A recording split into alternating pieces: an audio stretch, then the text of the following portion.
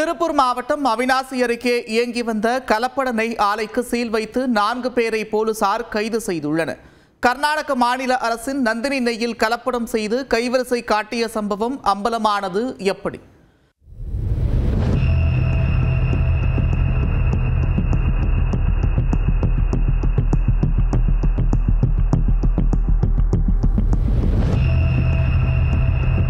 கர்நாடக அரசால் தயாரிக்கப்படும் நந்தினி நெய்யில் கலப்படம் செய்யப்பட்டு விற்கப்படுவதாக அம்மாநில ஊழல் தடுப்பு பிரிவினருக்கு ரகசிய தகவல் வந்துள்ளது. அரசு நெய்யில் கலப்படமா என அதிர்ச்சி தகவல் கர்நாடகாவில் காட்டு தீயாய் பரவ அம்மாநில உணவு பாதுகாப்பு துறையினரும் களத்தில் இறங்கினர்.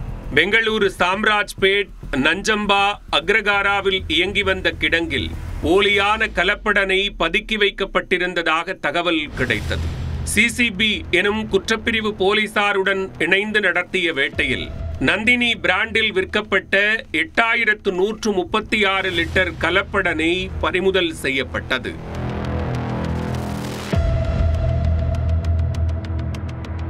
இந்த கிடங்கு சாம்ராஜ்பேட்டையைச் சேர்ந்த மகேந்திரா என்பவருக்கு சொந்தமானது என தெரிய வர உடனே அவரை கைது செய்து விசாரணை வளையத்திற்குள் கொண்டு வந்தனர். அதில் மகேந்திராவுக்கு உடந்தையாக செயல்பட்ட அவரது மகன் தீபக்கையும் போலீசார் கைது செய்தனர். இருவரிடமும் மேற்கொள்ளப்பட்ட விசாரணையில் கலப்பட நெய் விவகாரம் தொடர்பாக அடுத்தடுத்து பல திடுக்கிடும் உண்மைகள் வெளிவந்தன. அரசு நெய்யுடன் டால்டா, பாமாயில், தேங்காய் எண்ணெய் போன்றவற்றை குறிப்பிட்ட விகிதத்தில் கலந்து அசல் நந்தினி பாக்கெட்டுகளில் நிரப்பி வந்துள்ளனர்.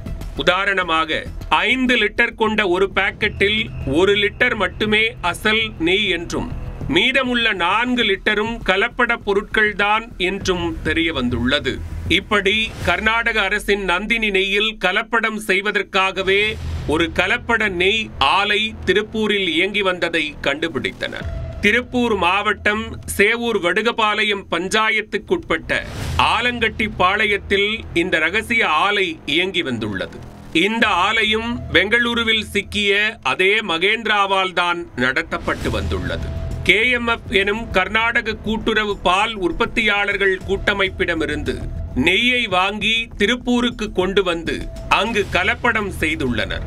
பின்னர் இந்த கலப்பட நெய் பெங்களூருவில் உள்ள கடைகளுக்கு வேன் மூலம் கொண்டு செல்லப்பட்டு அசல் நந்தினி என்ற பெயரில் அதிக விலைக்கு விற்றுள்ளனர். 1 கிலோ நெய்க்கு 100 ரூபாய் வீதம் செலவு செய்து அதே நெய்யை 700 ரூபாய்க்கு கலப்படத்துடன் விற்பனை செய்துள்ளனர்.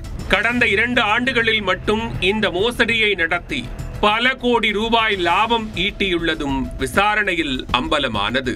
இதனையடுத்து திருப்பூரில் இயங்கி வந்த கலப்பட நெய் ஆலையிலிருந்து 1 கோடி ரூபாய் மதிப்பிலான பொருட்களை பறிமுதல் செய்த அவிநாசி துணை வட்டாட்சியர் தலைமையிலான அதிகாரிகள் ஆலையை பூட்டி சீல் வைத்தனர். மேலும் திருப்பூரைச் சேர்ந்த விற்பனையாளர் முனிராஜ், வேன் டிரைவர் அபி அர்ஸ் உள்ளிட்டோரையும் சேவூர் காவல்துறை உதவியுடன் கர்நாடக போலீசார் கைது செய்துள்ளனர்.